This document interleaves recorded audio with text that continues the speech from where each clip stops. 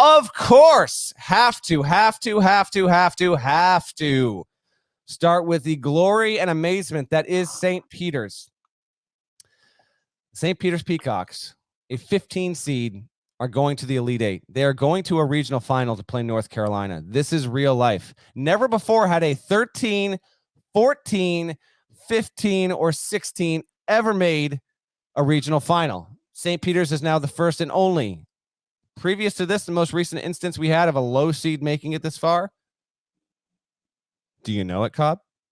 Yeah, it was number 12 seed Missouri in 2012. Am I right? Not 2012. Missouri was a 2 in 2012 that lost to a 15 seed, coincidentally enough, in Norfolk State. It was Missouri in 2002, coached by Quinn Snyder. You're a young pup. I don't expect you to remember such a thing. Hey, that was before they got into the SEC and infringed on my geographical sphere. So, you're absolutely right on that. So St. Peter's does it. Not if we are able to bring up that stat broadcast of St. Peter's versus Purdue here. Look at this, beautiful in real time. If you're not already, by the way, please like, subscribe, engage with us on the comments.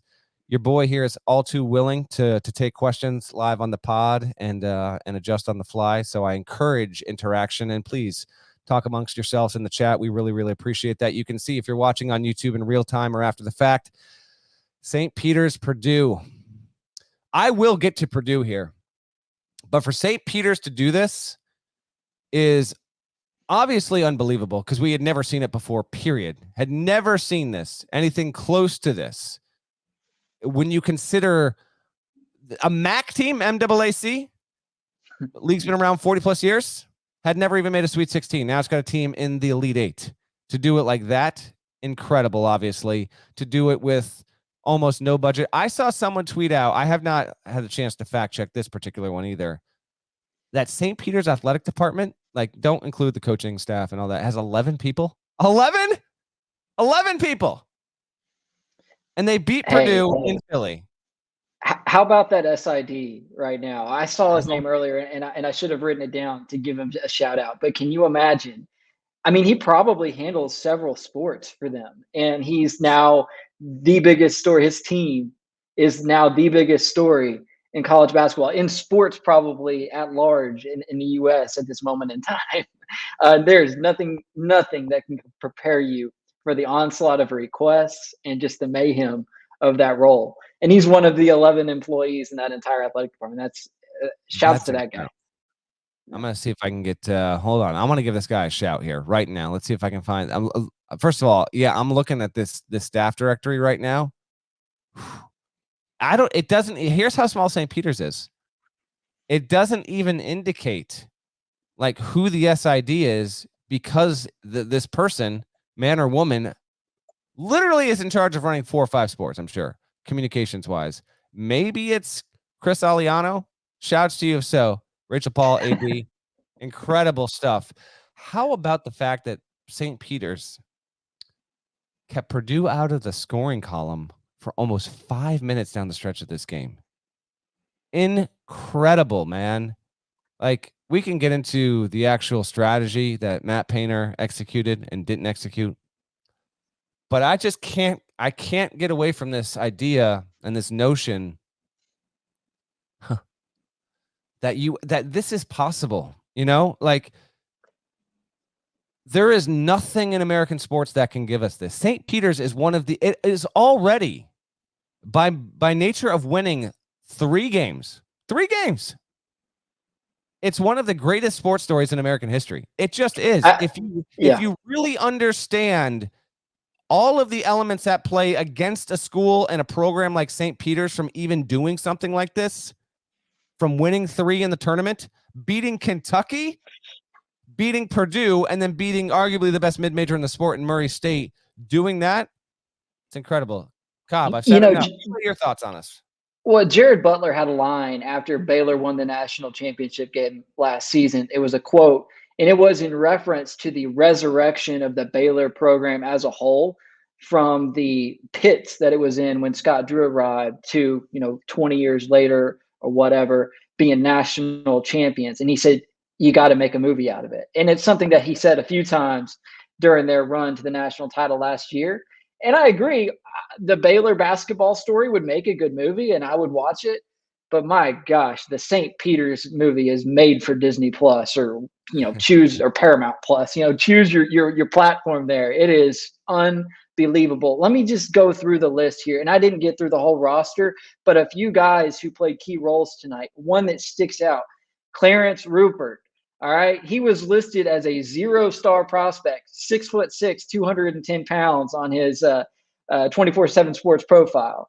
One of the few who actually has one of those, by the way, from his days as a prospect. He's going in his hometown of Philadelphia tonight against two of the best bigs in college basketball, in Travion Williams and Zach Edey, and averaging 4.3 points per game. He scores 11 in the first half, goes on a scoring flurry out of the gates, playing in his hometown of Philadelphia.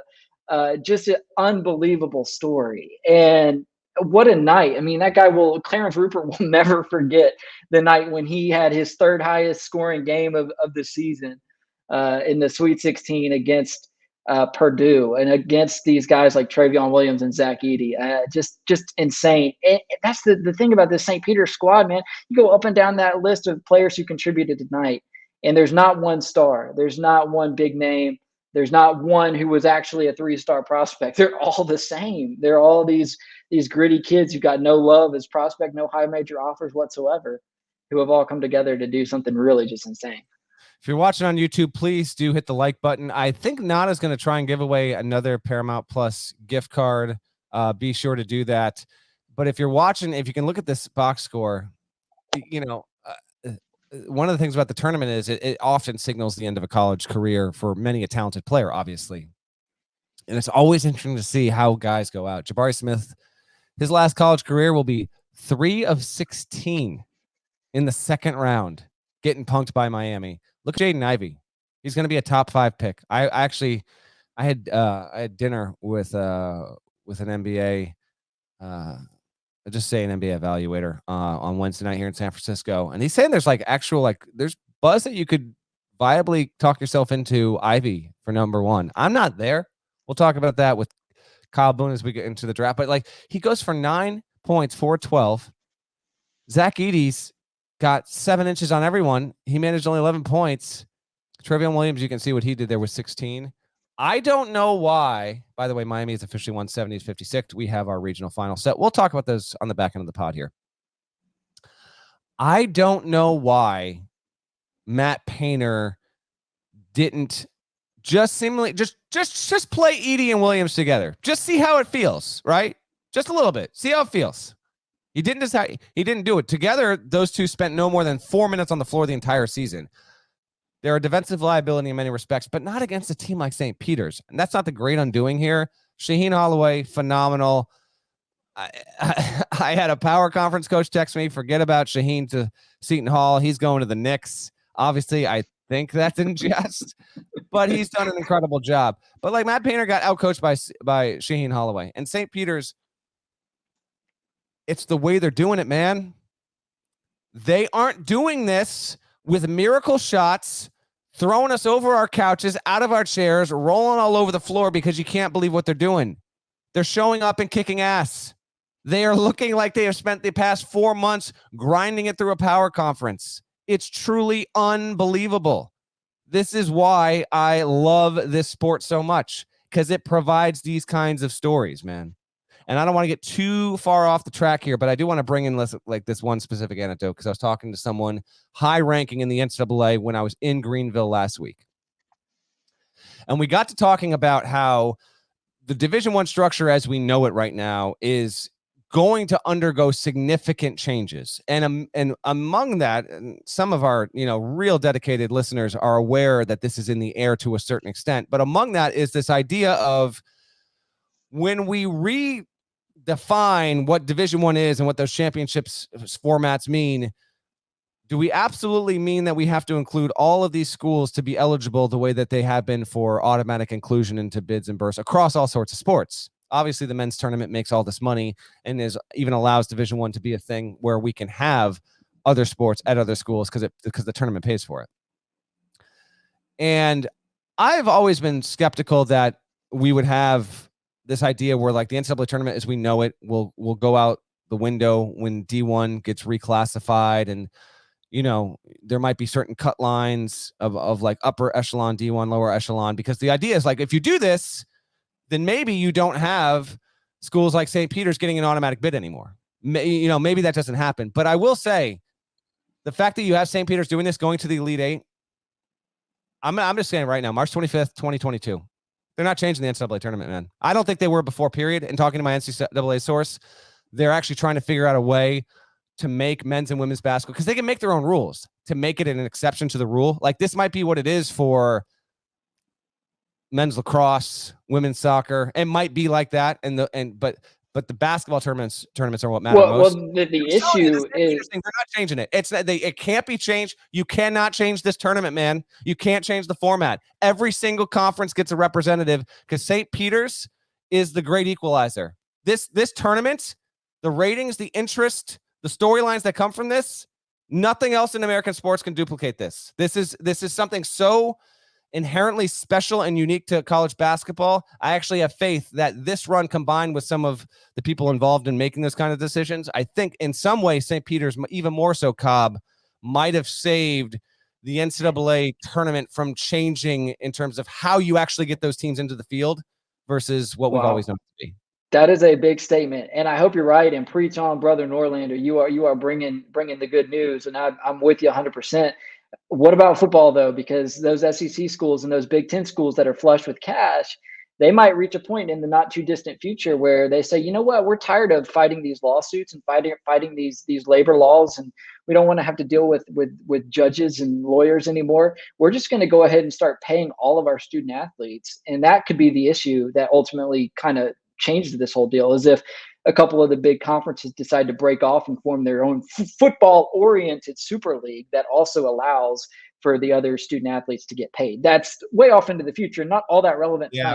I'm just afraid that football might mess this up. That's my point. I don't think football can. That's the thing. Football runs its own deal, and the schools, those athletic departments, they're not going to miss out on potential huge paydays with the tournament because there are still only so many football programs that have a chance to make real huge money in terms of getting into the college football playoff, which, by the way, can't get out of its own way and still is going to remain at 4 teams for another few years there. So I think stuff like this will help preserve the tournament. Again, that's my belief, and that's also some learned intel, but there's more to be decided in the coming months. Again, we'll talk about that more in the offseason for sure on the podcast. As for the actual result here and what Holloway's done and knocking off Purdue, Big Ten doesn't have a team in it anymore.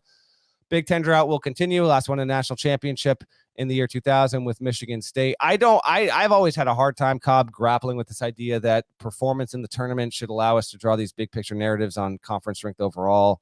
It's a random results generator. No bigger evidence of that than the Peacocks themselves. Hey, you're telling me you don't believe the MAC was a better league than the Big Ten this year? Come on, now. St. Peter's and Iona. Exactly. So I just can't get enough of this story, dude. I have regional envy. I'm out here in San Francisco. Happy to do it. We'll see what we'll get to Duke in a second. We'll see what that brings tomorrow. But envious of all the hacks out there in Philly that get to write about St. Peter's and Shaheen Holloway. The contract is getting redrawn up by the day, my man. Like this guy can command anything he wants at this point. It's unbelievable. By the way, Doug Waters is our guy. He's the SID who handles men's basketball at St. Peter's. He also handles women's volleyball and softball. And so just 3 sports.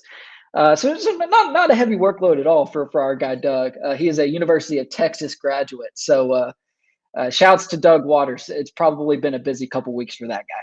Indeed, shouts to Doug Waters, man. I tell you, and on another Doug Eddert, hopped on the table celebration. You absolutely, Doug. He's got the BWW NIL Buffalo Wild Wings working for him. I like the fact that he got that deal, and it wasn't just St. Peter showed up and they got booted with a 20-point loss against Purdue. Like he got the bag, and then there wasn't a letdown. Really, really great. And he said, what did he say? The cameras caught him with like 11 minutes to go in a 1-point game. I think he said to himself on the foul line, "Let's go, baby." I think he said it's go time. I think he said it's go time or something like that. Yeah. Dude.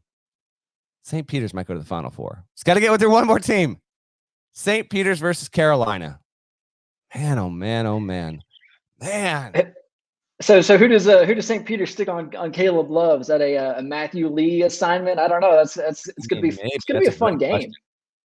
It's going to be an incredible game. We will preview and pick that game in just a little bit here. At least want to give you a look ahead. I'm sure Parrish will want to do some preview and picking as well when he gets on the podcast tomorrow. If you're curious, by the way, St. Peter's is now up to 99th at KenPom as we speak here. It's actually dropped in defensive efficiency. I believe it was, maybe I'm wrong on that. Maybe it was 28 to 24. I feel like it was 18 gone down to 24, but maybe it's actually improved. It would make sense if it did. Holding Purdue to 64 points is just, it's downright incredible. Clarence Rupert having the game of his life, going for a game of his life, and he had 11, but he was everything they needed him to be, man. Doug Edder came The off the bench. half of his life. Yeah, he had the half of his life. And that's the crazy thing about this team is that it's a different player in every moment when they need somebody to step up, somebody different does it. I'll give you another example. At the end of the first half, it was Jalen Murray, who's really just a role player for this team. And he gets a key bucket right before half. Purdue had opened up a 33-27 lead and looked like they were maybe generating some momentum going into the half. That 6-point lead was their largest of the game. And then Murray gets this bucket. And so the fact that Shaheen Holloway in this moment is still trusting 10 players, I don't know if you noticed, but that first substitution that they did very early in that game, it was like a full-on line change with 5 guys coming in. And the fact that he stuck with that on this stage in the Sweet 16 and that those guys came through, man, just what an awesome culture they have. Awesome culture. Great scenes afterward when the whole team was mobbing around Shaheen when he was talking to Jamie Erdahl for the post-game interview. Ncaa, if you have that tweet that you can just bring up from our guy Mile High Brendan, we have a listener who's a longtime listener, and every year he makes this huge homemade bracket and he fills it in, and it's just awesome. And he's got this whole deal with St. Peter's. I want to give him some love. I don't know if he's watching live right now. If not, he'll be listening. He can come back and watch the YouTube version of it. But it's just really, really cool. This kind of speaks to the deep, intense passion and how much we love college basketball. This guy makes his own huge bracket. I texted it to you, Ncaa. I think you might be able to bring it up in a second here. While he's doing that, for Painter and for Purdue, I mean, it's disappointing, man. You had the region break your way, and Ivy hits that great 3 near the end. He had 6 points until then. They were just out of sorts. It was kind of wild to see him do that. You can see the bracket here on the YouTube stream if you're looking right now. Look at those Peacocks, man. That's so friggin' cool. Good on you, man. That's really, really awesome. I don't know if we have a way of zooming in on that or not, but if not, that's more than enough. That's dedication, Holmes. We love it. We love it. Yeah, there we go. Zoom in on that bad boy there. Look how cool that is, dude. It's freaking awesome. I wish I had the time to do that because I really appreciate stuff like that. And I know we have listeners, no doubt, that are making their own homemade brackets at home following along. Any thoughts from you on Purdue here? Travion 16-8. Stefanovic goes for 11 points. He's 50% from the field. Edey had 11. Peters plays its tempo, its style, gets it done.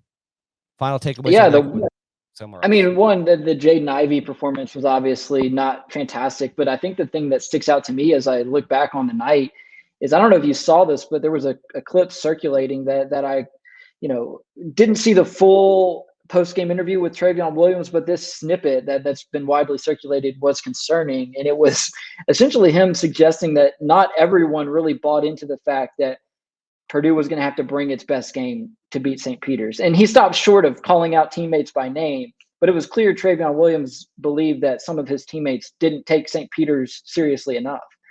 And I don't think North Carolina will make that same mistake after what just happened.